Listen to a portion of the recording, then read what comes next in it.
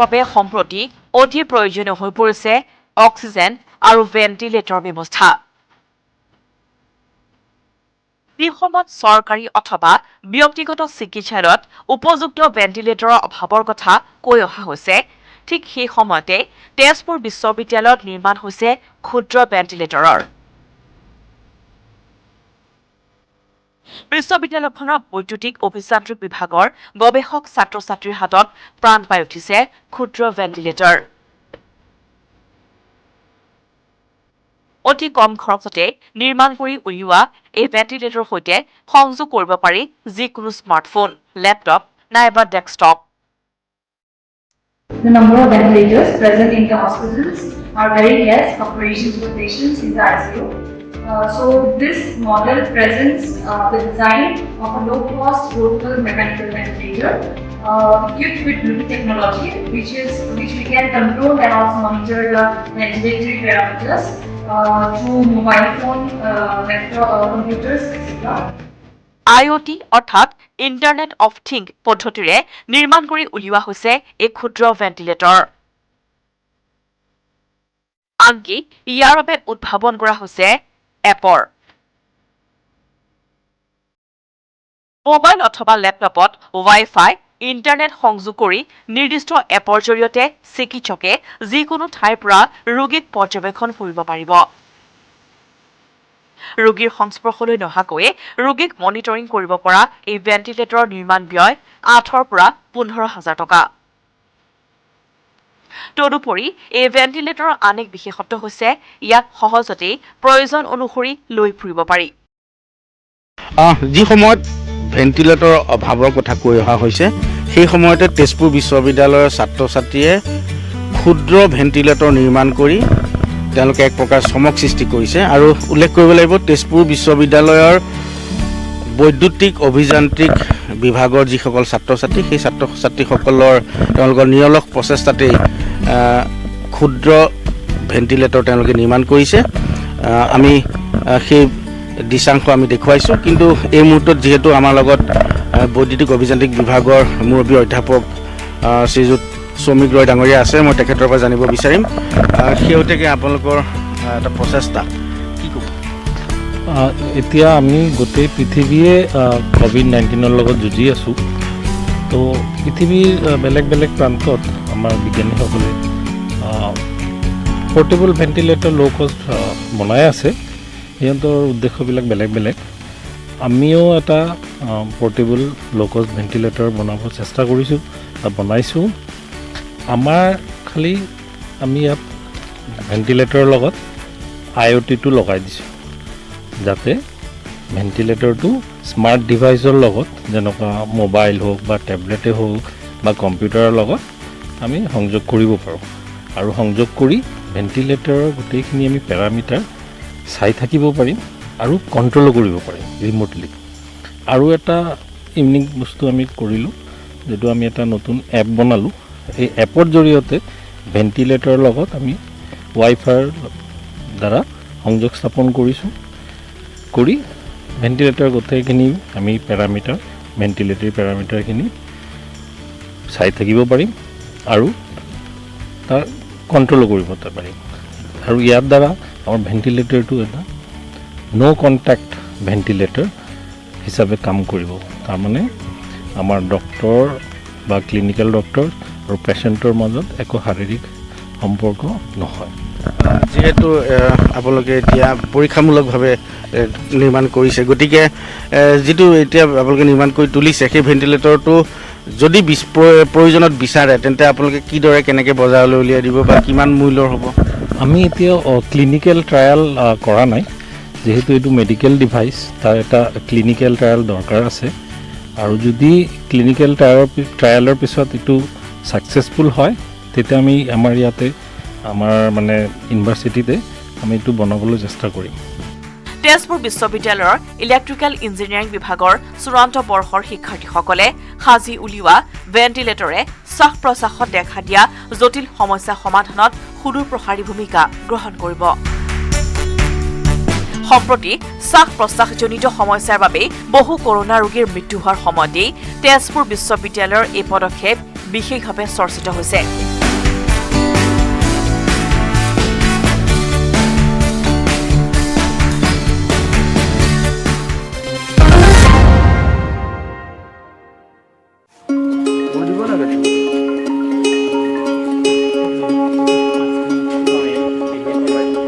দুৰ্গতজনক সহায়ৰ হাত। কৰোনা মহামাৰীৰ ভয়াৱহতাৰ মাজত মানৱতাৰ উৎকৃষ্ট নিদৰ্শন। বিধায়ক বিশ্বজিৎ ফুকনৰ সহায়ৰ হাত।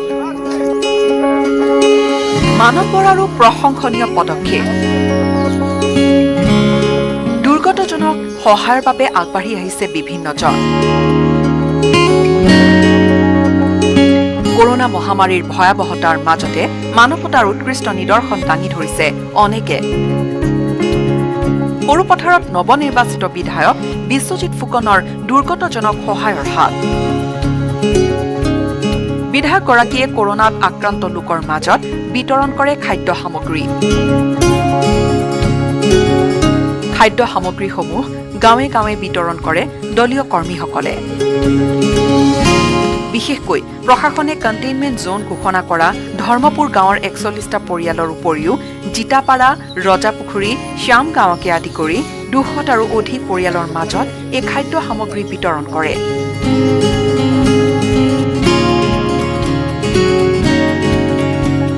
যিখিনি কণ্টেইনমেণ্ট জোনত মানুহ আছে তেওঁলোকৰ বাহিৰলৈ ওলাই আহিবলৈ অসুবিধা, গতিকে তেনেকুৱা ধৰণৰ অঞ্চলত ২০০টা পৰিয়ালক আমি ব্যক্তিগতভাৱে সাহায্য প্ৰদান কৰিছিলোঁ। আৰু এইটো পৰৱৰ্তী অৱস্থাটো য'ত প্ৰয়োজন হয়, বিশেষকৈ দুখীয়া যিসকল ব্যক্তি তেওঁলোকক সাহায্য প্ৰদান কৰা প্ৰক্ৰিয়াটো আৰম্ভ কৰিছোঁ আৰু পৰৱৰ্তী অৱস্থাত কৰি থকা হ'ল। 2টা কণ্টেইনমেণ্ট জোন আছিলে, শ্যামগাঁও আৰু ধৰ্মপুৰ, এই 2টা জেগাতে কৰা হ'ল। কণ্টেইনমেণ্ট জোন যদি হয় তেতিয়া সেইখিনি অঞ্চলত চলি থাকিব। চিকিৎসাৰ ক্ষেত্ৰতে হওক, কৰোনা প্ৰতিৰোধৰ ক্ষেত্ৰতে হওক ব্যৱস্থা লোৱা হৈছে, যথেষ্টখিনি ব্যৱস্থা লোৱা হৈছে। সৰুপথাৰ সমষ্টিৰ সন্মানীয় বিধায়ক বিশ্বজিৎ ফুকন ডাঙৰীয়া দেৱৰ নেতৃত্বত তেখেতৰ নিৰ্দেশ মৰ্মে আমি ভাৰতীয় জনতা পাৰ্টীৰ কাৰ্যকৰ্তাসকলে পূব সৰুপথাৰ গাঁও পঞ্চায়তৰ ধৰ্মপুৰত প্ৰায় ৪১ ঘৰ আমাৰ যিসকল কোৱাৰেণ্টাইন হৈ আছে, এই কোৱাৰেণ্টাইন হৈ থকা পৰিয়ালসকলক 10 কেজি চাউল, 2 কেজি দাইল, 5 কেজি আলু, মিঠাতেল এনে কৰি খাদ্য সামগ্ৰী আমি বিতৰণ কৰিবলৈ আহিলোঁ। ইয়াৰ লগতে উৰিয়ামঘাট ৰজাপুখুৰী পঞ্চায়তৰ শ্যাম গাঁৱত আমি প্ৰায় ৪৬ ঘৰ মানুহক, ৪৬ ঘৰ পৰিয়ালক আমি এনেকৈ খাদ্য সামগ্ৰী বিতৰণ কৰিবলৈ আহিছোঁ। আৰু এই খাদ্য সামগ্ৰী বিতৰণ কাৰ্যসূচী অনাগত দিনবিলাকত চলি থাকিব। ইতিমধ্যে আমাৰ সন্মানীয় বিধায়ক বিশ্বজিৎ ফুকন ডাঙৰীয়া দেৱে আমাক যি নিৰ্দেশ দিছে সেই মৰ্মে আমি যিসকল লোক দৰিদ্ৰ শ্ৰেণীৰ ব্যক্তি আছে, দৰিদ্ৰ শ্ৰেণীৰ পৰিয়াল আছে, তেখেতসকলক ঘৰে ঘৰে গৈ আমি তেখেতসকলক খাদ্য সামগ্ৰী বিতৰণ কৰি আছোঁ। ইফালে বিশ্বনাথ চতিয়া আমলখিয়াটিৰ মানৱপৰাৰ অন্য এক পদক্ষেপ। হোম কোৱাৰেণ্টাইনত থকা অথবা হোম আইচোলেশ্যনত থকা দৰিদ্ৰ লোকৰ বাবে হৈ পৰিছে বিপদৰ বন্ধু। যুৱকজনে বিনামূলীয়াকৈ বিতৰণ কৰিছে শাক-পাচলি, বিতৰণ কৰিছে মাস্ক, গেলামালৰ সামগ্ৰী আদিও। মানৱপৰাৰ এই পদক্ষেপক প্ৰশংসা কৰিছে সকলোৱে।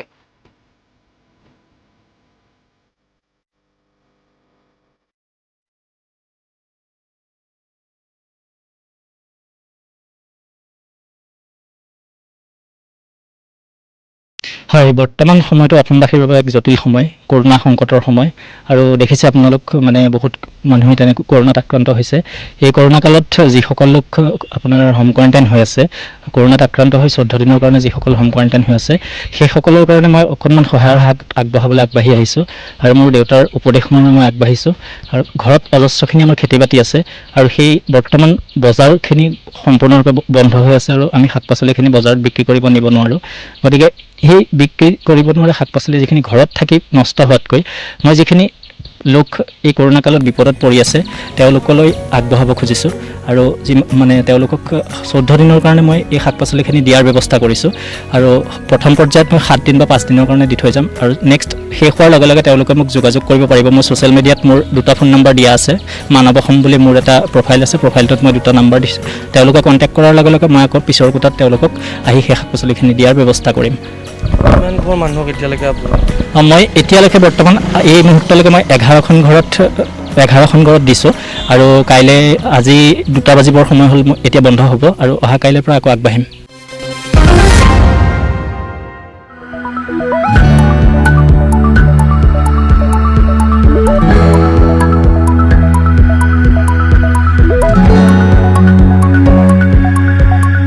সমগ্ৰ দেশতে কোভিড পৰিস্থিতি জটিল ৰূপ ধাৰণ কৰাৰ সময়ছোৱাতেই অৰুণাচলৰ পূব চিয়াং জিলাৰ পাছিঘাটত ফ্ৰেণ্ডছ অফ 80s নামৰ এটা দলে বাকিন পেৰ্টিন অসামৰিক চিকিৎসালয়ত এমাহৰ বাবে যোগান ধৰিলে অক্সিজেন চিলিণ্ডাৰ। 1980 চনত অৰুণাচলৰ পূব চিয়াং জিলা পাছিঘাটৰ বিভিন্ন স্কুল কলেজত পঢ়ি থকা এটা সহপাঠীৰ দল অৰ্থাৎ ফ্ৰেণ্ডছ অফ 80se শনিবাৰে অতিমাৰী কোভিডক প্ৰতিহত কৰিবলৈ পাছিঘাট স্বাস্থ্য বিভাগক 2টাকৈ অক্সিজেন চিলিণ্ডাৰ যোগান ধৰাৰ লগতে আৰু এমাহৰ বাবে কোভিড ৰোগীসকলৰ বাবে অক্সিজেন যোগান ধৰিব বুলি জানিবলৈ দিয়ে। কৰোনা মহামাৰীৰ সময়ত ফ্ৰেণ্ডছ অফ 80sৰ এনে আদৰণীয় পদক্ষেপক পাছিঘাটৰ ৰাইজে শলাগ লৈছে। फ्रेंड्स ऑफ 80s हम लोग 80s के दोस्त है जो एक साथ हम लोग स्कूल में पढ़ते थे या पासीघाट में। तो हम लोग पिछले 15-20 साल से हर साल एक बार मिलते हैं और सोशल काम में हम लोग कंट्रीब्यूशन देते हैं।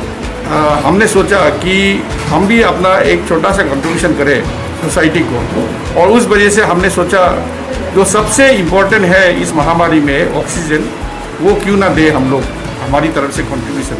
इसीलिए हमने इस बार जो बाकिन पेर्टिन जनरल हॉस्पिटल के कोविड पेशेंट्स है, कोविड हॉस्पिटल है, उसके लिए 1 महीने के लिए हमने फैसला लिया है कि फ्री ऑक्सीजन देंगे। লকডাউনৰ নিচিনা প্ৰায় পৰিস্থিতি, মন্দিৰ মছজিদ ধৰ্মীয় অনুষ্ঠান সকলো প্ৰায় বন্ধ। কিন্তু ধৰ্মীয় অনুষ্ঠানত থকা জীৱ জন্তুসকলৰ কি অৱস্থা হৈছে, তেওঁলোকৰ কাৰণে কোনোবাই চিন্তা কৰিছে নেকি? বলক আজি আমি উপস্থিত আছোঁ ধুবুৰী জিলাৰ তথা ধুবুৰী কোকৰাঝাৰ জিলাৰ সীমান্তৱৰ্তী বগৰীবাৰী মহামায়া মন্দিৰ, যি মন্দিৰৰ কপিকুলসকলৰ কি অৱস্থা, কোনোবা সহৃদয় ব্যক্তি এতিয়াও আগবাঢ়ি আহিছেনে তেওঁলোকৰ চিন্তা কৰিবলৈ? বলক আপোনালোকক লৈ যাম মন্দিৰৰ ভিতৰত।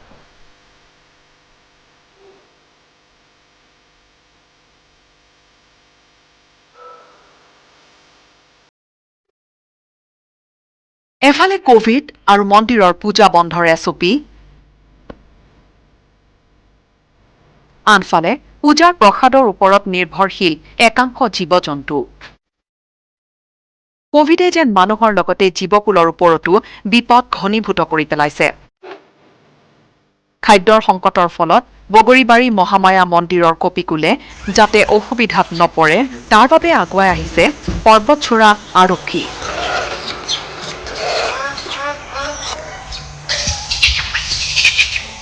মন্দিৰ বন্ধৰ এছঅপি জাৰি হোৱাৰ পিছৰে পৰাই নিতৌ 5 কেজি বুট মগুৰ লগতে ফল মূল বিস্কুট আদি যোগান ধৰিবলৈ প্ৰচেষ্টা আৰম্ভ কৰিছে।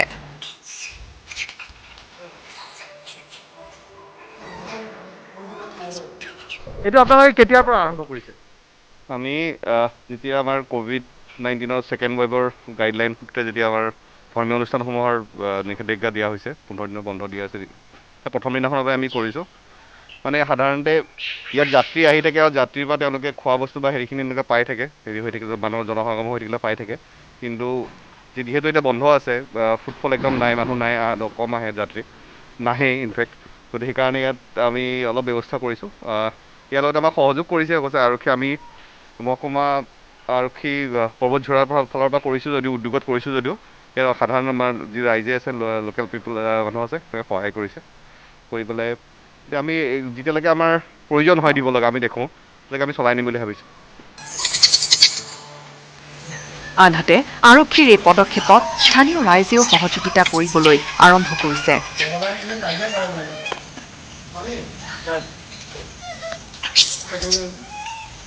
মন্দিৰ যোৱা বছৰৰ নিচিনাকৈ এই বছৰো লকডাউনৰ পিছত বিশেষকৈ আমাৰ জীৱ জন্তুসকলৰ যথেষ্ট অসুবিধা হৈছে, আপোনালোকে দেখা পাইছে।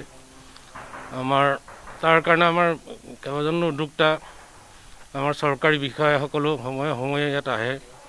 তেখেতসকলে ইয়াত দান বৰঙণি আমাৰ বিশেষকৈ বান্দৰসকলৰ কাৰণে কেতিয়াবা বিস্কুট লৈ আহে, কেতিয়াবা বুট মাহ লৈ আহে। এনেকৈ তেওঁলোকে তাৰপিছত আমাৰ এই ঈদৰ সময়তো কেইবাজনো মানুহ আহিছে, বিভিন্ন ধৰ্মাৱলম্বী মানুহ আহি পেলাই ফল মূলো বিতৰণ কৰিছে ইয়াত। ইপিনে বগৰীবাৰী মহামায়া কমিটিৰ তৰফৰ পৰা আৰক্ষী আৰু ৰাইজৰ এনে প্ৰচেষ্টাক প্ৰশংসা কৰাৰ লগতে কোভিড-19ৰ এই পৰিস্থিতি অব্যাহত থাকিলে মন্দিৰৰ চৌপাশে থকা জীৱ-জন্তুবোৰৰ বাবে অধিক খাদ্যৰ ব্যৱস্থা কৰাৰ প্ৰচেষ্টা চলাব বুলি উল্লেখ কৰে। কৰোনা মহামাৰীয়ে সমগ্ৰ বিশ্বতে বৰ্তমানে ত্ৰাসৰ সৃষ্টি কৰি থকাৰ সময়তে কিন্তু মানুহৰ যি খাদ্য সংকট হৈছে, লগে লগে কিন্তু জীৱ-জন্তুসমূহৰ বিভিন্ন ধৰণে খাদ্য সংকটত দেখা গৈছে। বিশেষকৈ বগৰীবাৰী মহামায়া মন্দিৰত দেখা গৈছে যি কপিকুল আছে, তেওঁলোকৰ খাবৰ কাৰণে একোৱেই নাই, কাৰণ মন্দিৰ বন্ধ, মন্দিৰ পূজা হ'লেহে তেওঁলোকে প্ৰসাদৰ ওপৰত তেওঁলোকে নিৰ্ভৰশীল। তেনে ক্ষেত্ৰত সেই মন্দিৰৰ কপিকুলক সহায়ৰ কাৰণে আগবাঢ়িছে আৰক্ষীৰ লগতে সাধাৰণ জনতা। ইয়াতে আজি আমি আহিয়ে দেখা পাইছোঁ যে বগৰীবাৰী পৰ্বতঝৰাৰ SDPO ত্ৰিনয়ন ভূঞাৰ লগতে স্থানীয় UPPLৰ নেতা উত্তম হাজৰিকে ধৰি সকলোৱে দেখা পাইছোঁ তেওঁলোকে আহি একত্ৰিত হৈ এই জীৱ-জন্তুসমূহক আহাৰ আদি যোগান ধৰিবলৈ চেষ্টা এটা চলাইছে। বিগত কেইবাদিনৰ পৰা এই চেষ্টা চলি আছে। যিমান দিনলৈকে মন্দিৰ বন্ধ হৈ থাকিব তেওঁলোকে এই খোৱা বস্তু জীৱ-জন্তুৰ কাৰণে যোগান ধৰিব বুলি ইতিমধ্যে আমাক উল্লেখ কৰিছে।